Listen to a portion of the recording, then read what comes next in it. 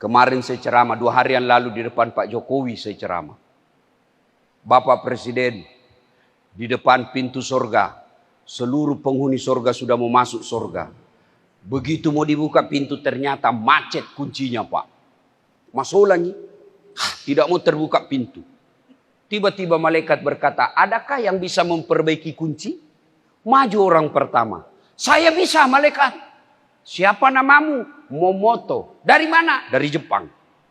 Saya bisa memperbaiki ini, tapi biayanya 3 juta. Untuk apa 3 juta? 2 juta pergantian spare part barang. Pergantian barang yang rusak, 1 juta biaya kerja. Oke. Maju orang kedua. Saya lebih bisa. Siapa namamu? George dari Amerika.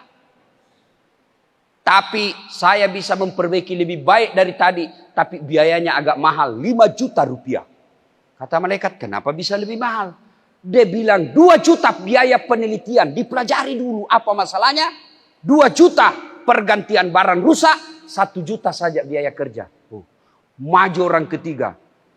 Nama broker. Dari mana? Indonesia. Saya bisa lebih baik dari Jepang dan Amerika. Cuma biayanya agak lebih mahal.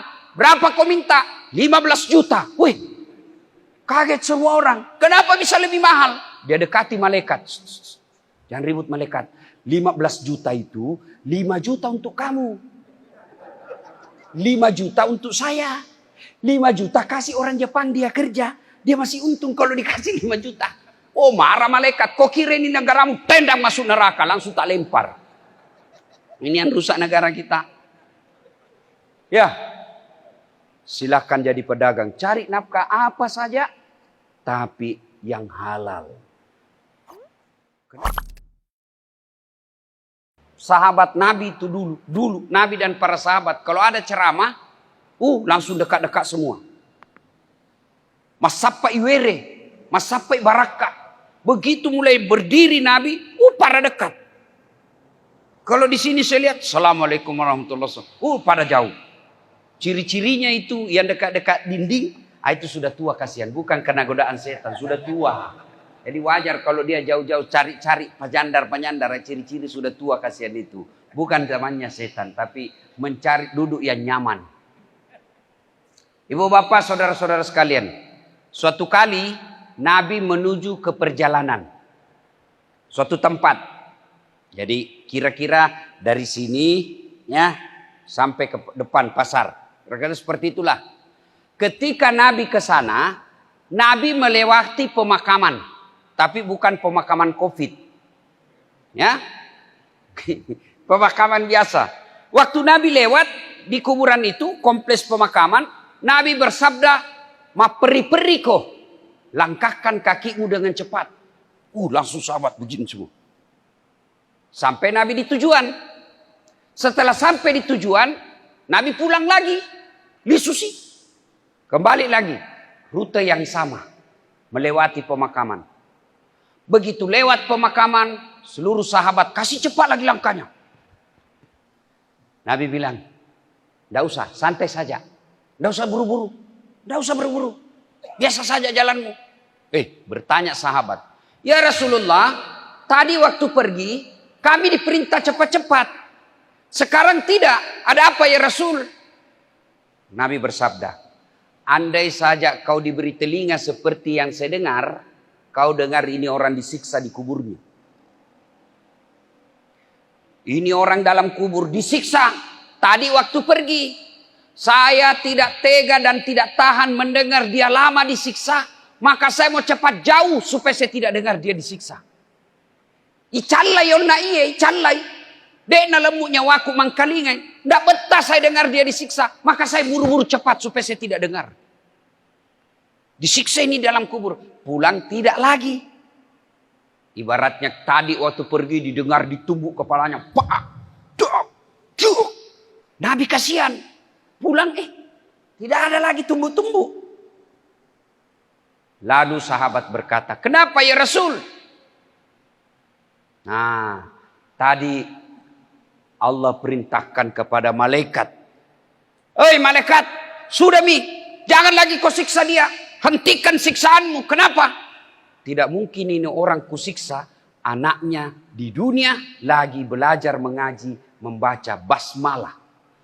Baru anaknya membaca Bismillahirrahmanirrahim, Allah perintahkan, malaikat, sudah, jangan kau siksa ini orang tua. Napa mak baca bismillah? Baru membaca anaknya yang hidup Bismillahirrahmanirrahim, Allah sudah perintahkan kepada malaikat, hentikan siksaan ini orang tua dikubur. Nah, ibu bapak, saudara-saudara sekalian, terutama bapak-bapak ini yang sudah muka-muka sakaratil maut. Karena itu kalau sholat subuh, pensiun-pensiun yang banyak, Pak. Ini saya lihat juga ini. Sudah pada putih rambut, mulai batok-batok. Bapak-bapak, mau bayangkan bagaimana nanti dikubur? Mau bayangkan bagaimana nanti nasibnya bapak dikubur? Lihat anak sekarang. Kalau subuh seperti ini, ada anak datang ke masjid, bapak sudah tenang deh. Tenang, Pak. Tapi bapak sudah makin tua, makin sakit-sakit, makin jalan makin susah. Anakmu tidak pernah kau dapati di masjid. Rumahnya memang mewah, pintu-pintunya berlapis emas, proyeknya miliar-miliar, tapi kau tidak pernah mendapatinya dalam masjid berjamaah. Tidak pernah kau dapatinya sholat subuh, tidak pernah kau dapatinya ngaji. Demi Allah, siap-siap kau sengsara nanti di kuburmu. Tapi kan ada amalku, Ustadz. Ada pahalaku, Ustadz. Berapa lama bisa bertahan itu pahalamu? Akan habis. Berapa lama kita bisa tahan pahala yang kita buat? Saya sholat, Ustadz. Tapi tidak bisa tambah lagi ketika kita sudah dikubur. Saya puasa Senin Kamis, Ustadz. Tapi tidak bisa lagi tambah ketika kau sudah dikubur. Saya umroh tiap tahun, Ustadz. Begitu bapak masuk kubur, tidak bisa lagi umroh. Tapi amalmu yang bisa berlari-berlari terus, memproduksi terus, mengalir terus, nambah terus, meskipun kau sudah mati, adalah anak yang soleh dan soleha. Biar bapak sudah tulang-tulangnya hancur, hilang sudah di muka bumi ini, tapi selama anaknya masih mengaji, meninggal anaknya lagi anaknya mengaji, cucu namanya, anaknya lagi mengaji, cicit namanya, anaknya, cicitnya, cicit. Tapi begitu bapak meninggal, bapak tinggalkan anggota DPR yang tukang tipu, bapak tinggalkan pejabat yang korup, bapak tinggalkan anak perempuan yang tidak pakai jilbab, bapak tinggalkan kontraktor yang belum diresmikan perusahaannya sudah ambruk. Rugilah kalian menjadi orang tua. Dan itu hebatnya jadi anak soleh. Nggak susah. Bapak mau punya doktor. S3. S1 sarjana namanya. S2 magister namanya. S3 doktor namanya. S4 teler namanya. Pak, bisa anakmu doktor kalau dia tidak sarjana? Saya tanya, bapak-bapak bisa enggak anak kita doktor kalau tidak sarjana? Bisa saja disebut doktor honoris causa, penghargaan. Tapi itu sedikit sekali. Ibu-ibu, ibu-ibu yang pegang handphone, saya doakan suamimu kawin lagi.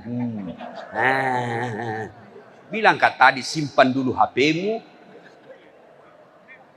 Dupai. Bu, Bu, bisa ndak anakmu jadi dokter kalau tidak pernah kuliah fakultas kedokteran? Ndak bisa. Kada bisa. Bujur ulun. Kada kawa. Mana rumah pian? Parak rumah Pak Imam. Saya suka bener itu orang Banjar kalau bicara. Mendayu-dayu. Beda orang Bugis. Kayak aku. Beda tuh orang Bugis itu. Kada manahan belaki Bugis. Dipadahi kada metepe. Bapak saudara-saudara sekalian. Ayo. Bisa ndak Bapak Ibu punya anak bupati kalau sedikit yang pilih di wali kota sini? Bisa ndak jadi pejabat anak kita jadi bupati kalau dia tidak ikut pilkada? Bisa? Tolong jawab ini bapak-bapak. Bisa ndak anak kita jadi bupati kalau dia tidak ikut pilkada? Bisa saja. Itu sedikit tiba-tiba meninggal. PJ namanya, pejabat. Tapi mau jadi bupati sulit. Mau jadi dokter ada syaratnya berat. Mau jadi dokter S3 berat lagi. Tidak semua orang bisa. Tapi anak jadi soleh, soleha. Bisa ndak anak kita soleh dan soleha tidak dokter? Bisa ndak? Bisa.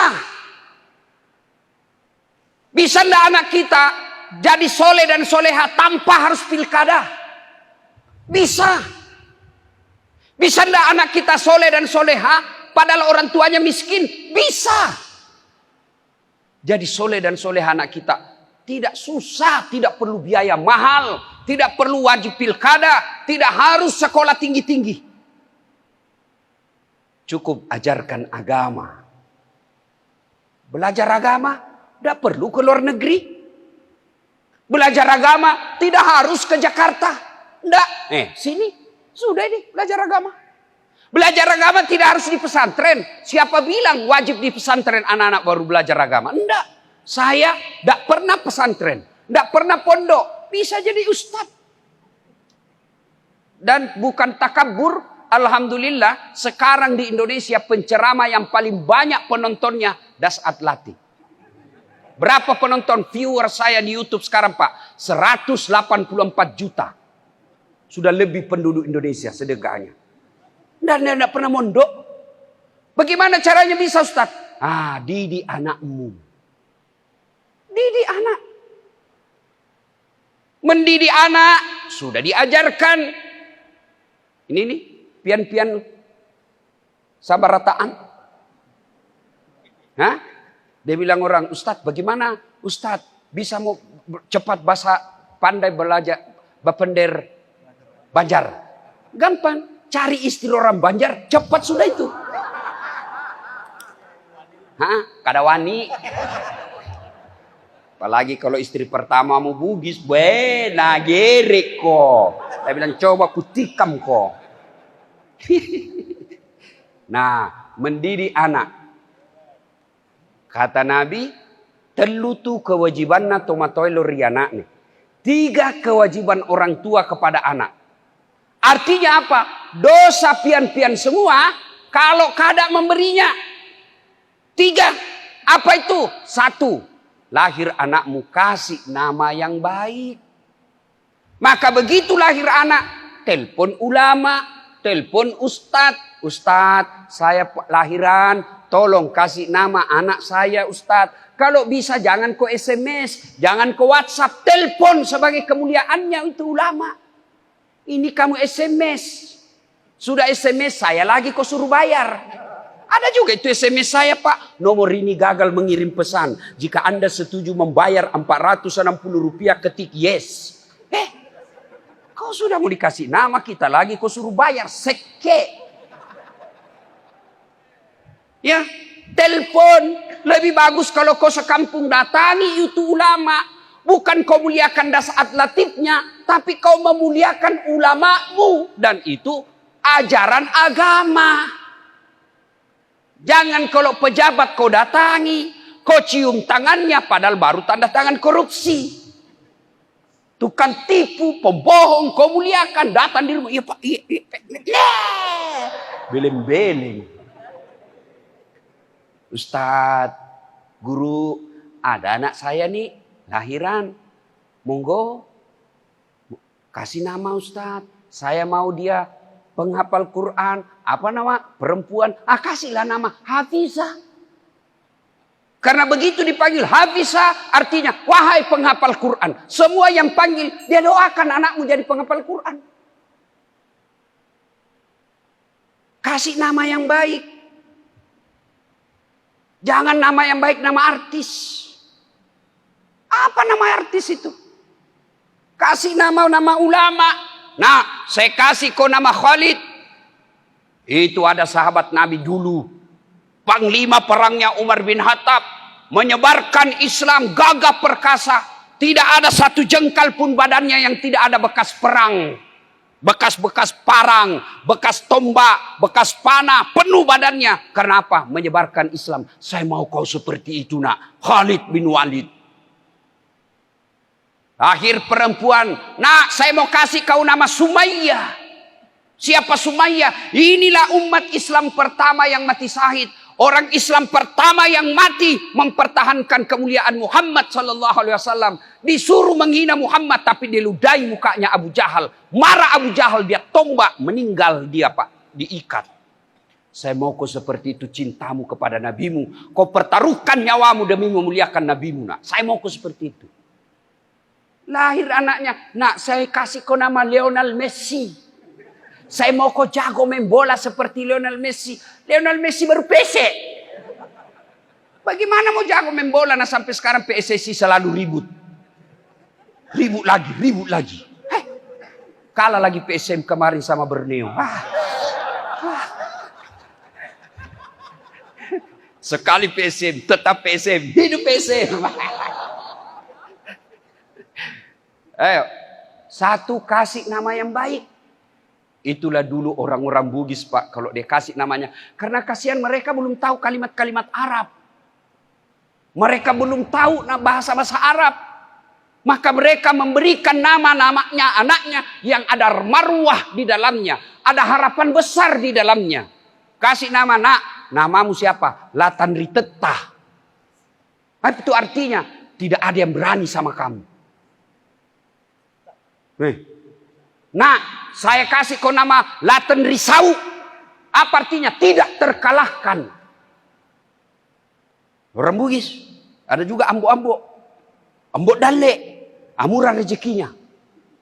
Ambo Upe. Selalu beruntung. Ambo Saka.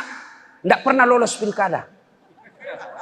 Itu orang Bugis kalau banyak anaknya lahir meninggal lagi. Hidup satu. Maka dia kasih namanya Ambo Saka. Enggak? Atau biasa juga ambot tuo. Ada juga ambot tang yang banyak di bengkel. Ambot tang. Kalau dia suka jual perhiasan, ambot intang. Macam-macam. Itu harapan, doa. Orang Jawa juga begitu. Saya tidak bisa jelaskan nama-nama Jawa, tapi begitu juga pasti. Joko Widodo. Susilo Bambang Yudhoyono. Banyak O-nya kalau orang-orang Jawa. Itu pasti ada harapan di dalamnya. Kasih nama yang baik. Yang kedua, setelah kasih nama yang baik, beri makan. Pandai. Tapi ingat ketika memberi makan anak, halalan, thayyiban, wasi'an. Cari nafkah. Allah tidak larang kau jadi pedagang. Tapi jadi pedagang yang jujur. Jangan kau tipu pembelimu. Datanglah orang kasihan dari Berau ke Samarinda belanja. Begitu sampai di Samarinda, berjam-jam dia jalan dari Berau naik mobil. Seharian macet lagi dengan harapan membeli barang yang bagus di kota Samarinda. Dia tidak beli di Berau padahal dijual. Tapi dia lebih yakin barang di Samarinda lebih baik. Ketemu pedagang tukang tipu. Bagus ini, bujur. Asli, bujur. Demi Allah. Padahal palsu. Sampai kasihan di Berau. Baru 2 bulan dia pakai. Hancur padahal itu uang penderitaannya dibelikan. Ternyata kau tipu. Bagaimana anakmu mau halal? Kenapa? Kau kasih makan anakmu uang haram. Maka anakmu keras hatinya. Kau tipu orang ketika kau berdagang. Allah tidak larang kau jadi kontraktor. Tapi jangan kau menipu proyek. Allah tidak larang kau jadi calo. Tapi jangan menipu orang. Pernah dengar ini, baru-baru ada kisah ini. Kemarin saya ceramah, 2 hari yang lalu di depan Pak Jokowi saya ceramah. Bapak Presiden, di depan pintu surga. Seluruh penghuni surga sudah mau masuk surga. Begitu mau dibuka pintu ternyata macet kuncinya Pak. masuk lagi. Tidak mau terbuka pintu. Tiba-tiba malaikat berkata, adakah yang bisa memperbaiki kunci? Maju orang pertama. Saya bisa, malaikat. Siapa namamu? Momoto. Dari mana? Dari Jepang. Saya bisa memperbaiki ini, tapi biayanya 3 juta. Untuk apa 3 juta? 2 juta pergantian spare part barang. Pergantian barang yang rusak, 1 juta biaya kerja. Oke. Maju orang kedua. Saya lebih bisa. Siapa namamu? George dari Amerika. Tapi saya bisa memperbaiki lebih baik dari tadi. Tapi biayanya agak mahal. 5 juta rupiah. Kata malaikat, kenapa bisa lebih mahal? Dia bilang 2 juta biaya penelitian. Dipelajari dulu apa masalahnya. 2 juta pergantian barang rusak. 1 juta saja biaya kerja. Maju orang ketiga. Nama broker. Dari mana? Indonesia. Saya bisa lebih baik dari Jepang dan Amerika. Cuma biayanya agak lebih mahal. Berapa kau minta? 15 juta. Wih, kaget semua orang. Kenapa bisa lebih mahal? Dia dekati malaikat. Jangan ribut malaikat. 15 juta itu 5 juta untuk kamu. 5 juta untuk saya. 5 juta kasih orang Jepang dia kerja. Dia masih untung kalau dikasih 5 juta.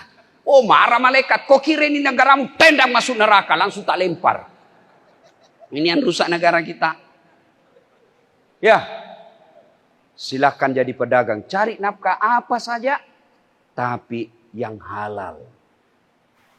Kenapa ya anak saya itu begal sekali, Ustaz? Susah dinasehati. Lain dikata, lain dia lakukan. Terlalu sering kau kasih makan uang haram anak. Yang ketiga, kata Nabi, cara kewajiban orang tua kepada anaknya, mendidiknya. Didik anak, boleh kau baca buku riset dari Amerika. Boleh kau baca hasil penelitian dari Eropa. Boleh. Tapi keliru mendidik anak tidak membuka Quran. Buka Quran. Quran mendidik. Ya bunayya, wahai anakku, la tusyrik billah. Jangan kau serikatkan Allah. Maka pendidikan pertama kepada anak ketika dia sudah mulai balik, maka pertama ajarkan anak kita la ilaha illallah Muhammadur Rasulullah. Tidak Tuhan selain Allah dan Muhammad adalah utusan Allah. Nah, besok-besok ketemu sama orang, jenggotnya sampai di perut, gamisnya luar biasa, baunya bau Makkah, ayat dia hafal satu Al-Quran, semua hadis dia kuasai, tapi dia mengaku Nabi, langsung kau tinggalkan, haram kau percaya sama dia. Itu akidah. Nah, besok-besok kau ketemu penceramah, dia hebat dakwanya, hebat ceramahnya, tapi dia mengatakan ada Tuhan selain Allah. Semua agama sama di muka bumi ini. Nasrani, Kristen, Katolik, Yahudi sama saja di hadapan Allah. Tinggalkan kajian itu. Bagi kita orang Islam, la ilaha illallah. Tiada Tuhan selain Allah. Allah adalah Tuhannya Islam. Kalau ada yang mengatakan Tuhan ini, Tuhan ini, Tuhan ini, tinggalkan pengajian itu tanpa kau harus maki-maki. Tinggalkan saja. Itu namanya akidah. Ajari akidah anak kita dari kecil. Ada yang hina agamamu nak, kau lebih baik mati daripada orang kau biarkan menghina agamamu. Itu akidah. Nah, ajarkan. La tusyrik billah. Ayat berikutnya dijelaskan dalam surah itu, kamu berjalan di muka bumi nak, jangan kau sombong. Itu kalau Al-Quran itu menjelaskan anak-anak yang hebat.